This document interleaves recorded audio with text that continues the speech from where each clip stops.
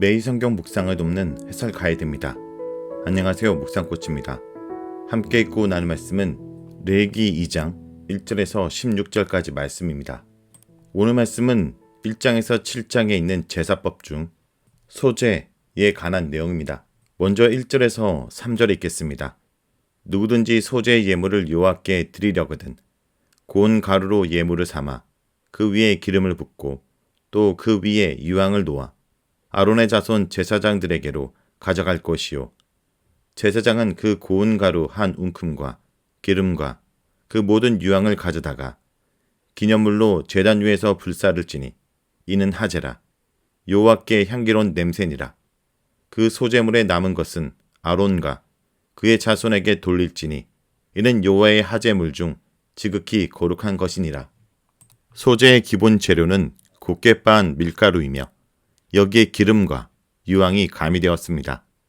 어떤 사람은 곱게 빻은 밀가루에 영적 의미를 부여하여 하나님께 우리도 철저히 빻아져 곱게 드려야 된다고 은혜롭게 적용합니다.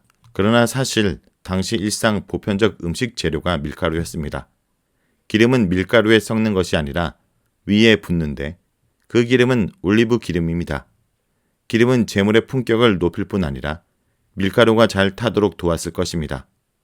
유황은 고대에 매우 비싼 품목이었는데 향기로운 냄새를 내기 위해 밀가루 위에 놓았습니다. 밀가루는 아무래도 농사꾼들이 자주 드리는 감사의 제물이었을 것입니다. 또한 가난한 사람들이 짐승을 바치기 어려울 때 번제 대용으로 드리는 제물이었습니다. 아무리 작은 새라 할지라도 비둘기가 소제물 요구량인 10분의 1 에바의 밀가루보다는 비쌌습니다. 물론 밀가루를 얼마만큼 가져와야 하는지 여기에 명시되어 있지는 않습니다. 그러나 다른 소제 사례들은 그것이 10분의 1 에바였음을 암시합니다. 제사장은 밀가루에 기름을 붓습니다. 즉 밀가루와 기름을 섞는 것이 아닙니다. 이어서 그 위에 유황을 놓습니다. 기름과 유황의 양도 적시되어 있지는 않습니다. 이어서 제사장이 기름과 유황이 놓인 부분에 밀가루를 한 움큼 지어 제단 위에 뿌립니다. 결국 많은 양이 남게 되는데 제사장들이 성소 내 거룩한 장소에서 그것을 먹습니다. 이 장소는 특정되어 있지 않으나 아마 물두멍과 내성소 입구 사이를 지시하는 것으로 보입니다. 그곳은 제사장들이 씻고 복장을 점검하고 거룩한 음식을 먹는 활동 공간이었을 것입니다. 제단 위에서 태워지는 소제물은 기념물이라고 일컬었습니다. 이것을 전체 소제물을 상징하는 상징물로 보자는 의견이 있으나 이것은 분명히 과거의 보살핌과 매일의 양식을 주시는 하나님의 은혜를 기억하게 하는 기능을 했을 것입니다. 밀가루의 소제는 독자적인 제사로 드려질 수 있었습니다. 예를 들어 평상시에 개인의 일반적 소제나 제사장의 위임식과 같은 특별한 목적의 소제가 드려질 수 있었고 추수물의 소제와 의심의 소제도 독자적인 소제였습니다. 그러나 소제는 보통 다른 동물 제사에 수반되었습니다. 당장 멜의 번제에서 소제가 함께 바쳐졌고 또한 난식일의 추가적인 번제에서도 항상 소제가 더불어 드려졌습니다. 그 밖에 다른 동물의 제사에 수반되는 경우가 많았습니다. 가장 특징적인 것은 가난한 계층을 위한 속죄 제물로 밀가루의 소제가 허용되었다라는 것입니다. 다음은 4절에서 10절 읽겠습니다. 내가 하덕에 구운 것으로 소제의 예물을 드리려거든 고운 가루에 기름을 섞어 만든 무교병이나 기름을 바른 무교전병을 드릴 것이요 철판에 붙인 것으로 소제의 예물을 드리려거든 고운 가루에 누룩을 넣지 말고 기름을 섞어 조각으로 나누고 그 위에 기름을 부을지니 이는 소제니라. 내가 냄비의 것으로 소제를 드리려거든 고운 가루와 기름을 섞어 만들지니라. 너는 이것들로 만든 소제물을 여호와께 가져다가 제사장에게 줄 것이요 제사장은 그것을 제단으로 가져가서 그 소제물 중에서 기념할 것을 가져다가 제단 위에서 불사를지니 이는 하제라 여호와께 향기로운 냄새니라. 소제물에 남은 것은 아론과 그의 아들들에게 돌릴지니 이는 여호와의 하제물 중에 지극히 거룩한 것이니라. 너희가 여호와께 드리는 모든 소제물에는 누룩을 넣지 말지니 너희가 누룩이나 꿀을 여호와께 하제로 드려 사르지 못할지니라. 제사장은 밀가루로 몇 가지 요리를 해서 소재로 바칠 수도 있었습니다. 기름은 사용되지만 비싼 유황이 첨가되지 않은 것으로 보아 분명 가난한 자들을 위한 소재물이었을 것입니다. 실제로 생밀가루 약간만으로도 큰 빵을 만들 수 있었습니다. 세 가지 요리 도구를 사용하여 소재 음식을 만듭니다. 첫째, 화덕에 구운 것. 둘째, 철판에 붙인 것. 셋째, 냄비에 요리한 것. 화덕으로 두 종류의 음식을 만들 수 있었으므로 음식 종류는 총 4가지였습니다. 화덕은 아마도 아궁이에 놓은 큰 도끼로 일종의 솥단지나 오븐이라 할 수 있습니다. 아마 화덕 안쪽에 밀가루 반죽을 발라 떡을 구웠을 것으로 보입니다.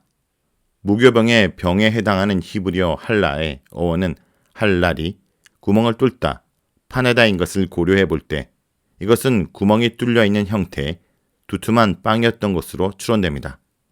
반면 무교전병의 전병은 반죽을 얇게 빚어 구운 것으로 보입니다. 철판은 철로 만든 납작한 판을 말하는데 그 위에 밀가루 반죽을 펼쳐 납작한 떡을 구울 수 있었습니다. 역시 누룩을 넣지 않고 굽는데 특징은 여러 조각으로 나눈 뒤 기름으로 부어 굽습니다. 냄비는 평평한 전골 냄비와 같은 요리 기구인 것으로 보입니다. 냄비의 소재 요리란 밀가루를 기름에 튀긴 음식이었을 것으로 생각됩니다. 밀가루 반죽에 누룩을 넣으면 크게 부풀고 부드러운 빵이 됩니다. 반면 무교병은 서너 시간에 굽고 딱딱해지므로 빨리 먹어야 합니다. 역시 제사장은 기념이 되도록 일부분만을 취하여 제단에 불사르고 나머지는 제사장의 몫으로 돌아갑니다. 다음은 11절에서 16절 읽겠습니다.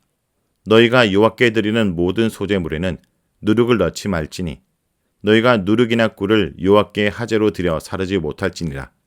처음 익은 것으로 그것을 여호와께 드릴지나 향기로운 냄새를 위하여는 제단에 올리지 말지니 내 모든 소재물에 소금을 치라.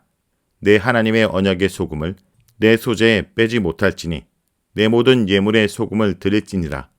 너는 첫 이삭의 소재를 여호와께 드리거든 첫 이삭을 볶아 찌은 것으로 내 소재를 삼되 그 위에 기름을 붓고 그 위에 유황을 더할지니 이는 소재니라. 제사장은 찌은 곡식과 기름을 모든 유황과 함께 기념물로 불사를지니 이는 여호와께 드리는 하진이라. 소재물에서 첨가가 금지된 재료들이 있습니다. 누룩과 꿀입니다. 누룩은 앞서 말한 대로 소재의 음식이 무교병이야 하기 때문에 금지되며 꿀은 논란이 되어 왔습니다. 꿀에 해당하는 단어는 히브리어 데바시인데 이것은 꿀과 과일 시럽 둘 다 해석이 가능합니다. 분명 몇 군데에서 데바시는 벌꿀입니다. 그러나 그것들을 제외한 대부분의 사례들에서는 데바시는 벌꿀이기보다 과일꿀, 즉 과일 시럽일 수 있습니다. 벌꿀은 자연에서 채취하는 것으로 농산물이 아니며 따라서 제단에서 자동적으로 배제됩니다. 그러므로 여기서 소재 재료로서 첨가를 금지한 것은 벌꿀이 아닌 과일꿀, 즉 과일 시럽으로 보는 것이 자연스럽습니다. 설탕이 없던 고대에서 이것은 음식의 중요한 당분 재료였습니다. 누룩이 금지되는 이유는 부패를 의미하는 부정적 상징성 때문인 것으로 보입니다. 화목제를 바칠 때 유교병을 함께 드리기도 하나 그 외에 누룩이 든 유교병은 제단에서 절대 금지되고 있습니다. 아마도 꿀도 금지되는 이유가 그것이 과일 시럽이기 때문인 것으로 보입니다. 그것은 벌꿀과 달리 쉽게 상하기 때문입니다. 12절에 처음 익은 것과 14절에 첫 이삭의 소재는 구별해야 합니다.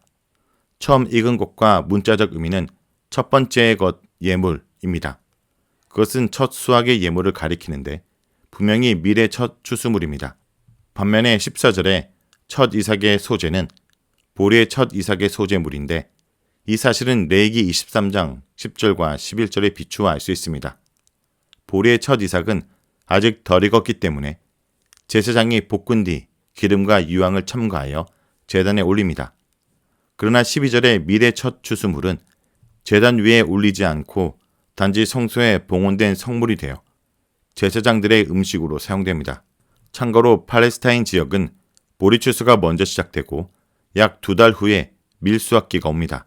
그 지역에서는 밀이 주식이며 따라서 밀을 기다리기 위해 잠정적으로 보리를 먹을 뿐입니다. 누룩과 과일꿀은 금지되나 소금은 빠지면 안 됩니다. 특별히 그것이 내 하나님의 언약의 소금으로 묘사됩니다. 13절 하반절은 모든 예물에 소금을 드릴지니라 라고 말합니다. 이것을 근거로 다른 짐승의 제물들에게 소금을 쳤을 것으로 생각됩니다. 제단에 올린 모든 제물들에는 소금을 쳐서 하나님과의 언약을 상기했다는 것입니다. 하나님의 언약은 일종의 소금 언약이며 소제물에 반드시 들어가야 될 소금은 언약을 상기시키는 역할을 하는 언약의 소금입니다. 참고로 소금은 강력한 방부제인데 고대 근동에서 소금은 동맹, 침묵, 약속, 충성의 맹세에 사용되었습니다. 바벨론에서는 계획의 동맹을 위해 양자가 소금을 먹으며 페르시아 왕실에서 신하들이 왕 앞에서 충성을 맹세하며 소금을 먹었습니다. 유목민인 베두인의 전통에는 유랑하는 가족 단위 간의 상호 동맹과 보호의 표시로 서로 소금을 먹는 관행이 있었는데 우리 사이에 소금이 있다라는 격언은 그들의 단단한 우정의 결속을 말해주곤 합니다. 자, 여기까지가 레위기 2장 1절에서 16절까지 말씀입니다. 오늘 말씀을 통해 우리는 무엇을 묵상하고 적용해야 할까요? 첫째, 감사의 제사가 소제입니다. 소제는 농사 짓는 사람들이 자주 드렸던 감사의 제물입니다. 또한 가난한 자들이 번제조차 드릴 수 없을 때 이 소제를 통해서 제사를 드렸습니다. 제단 위에서 태워지는 소제물은 기념물이라고 일컫습니다. 이는 하나님께서 농사하는 동안 지켜주신 것과 날마다 양식을 공급해 주신 은혜를 기억하면서 감사하는 의미가 있기 때문일 것입니다. 소제는 신하가 언약으로 종속된 군주에게 충성을 다짐하면서 바치는 곡물이나 조공을 지칭할 때 쓰이던 말입니다. 하나님과 언약을 맺은 백성이 위대한 왕에게 소제를 드림으로써 언약적 자비를 베풀어 주신 것에 감사하고 한 분 하나님만을 향한 신실한 충성을 다짐했습니다. 특히 첫 이삭을 소제로 드림으로써 하나님을 약속을 신실하게 이행하신 분으로 고백하고 아침 저녁으로 소제를 기념물로 드림으로써 날마다 언약의 의무를 따라 모든 것이 여호와께로부터 온 것임을 시인하며 살기로 헌신을 재다짐하였습니다. 소제물에 소금을 빠뜨리지 않게 하고 그 소금을 내 하나님의 언약의 소금이라 불러서 언약을 상기시킵니다. 소제를 드릴 때마다 언약의 신실한 하나님께서 생명의 공급자요 유지자이심을 고백하게 됩니다. 둘째, 따로 혹은 함께 드린 제사가 소제였습니다. 소제는 독자적 제사이며 동시에 다른 제사와 함께 드리는 제사이기도 합니다. 평상시에는 개인의 일반적인 소제나 제사장 위임식과 같은 특별한 목적의 소제가 드려질 수 있었고 추수물의 소제와 의심의 소제도 독자적인 소제였습니다. 그러나 소제는 다른 제사를 드릴 때 함께 드리는 경우가 더 많았습니다. 매일 드리는 번제를 드릴 때도 소제를 드렸고 안식일에 추가적으로 번제를 드릴 때도 소제를 같이 드렸습니다. 또 가난한 계층을 위한 속죄제의 제물로 밀가루의 소제가 허용되었습니다. 성도 여러분, 오늘 하루 소제를 묵상하며 하나님이 오늘도 일용할 양식으로 우리에게 공급하여 주시고 우리를 날마다 인도해 주심을 감사하는 하루가 되길 간절히 기도드립니다.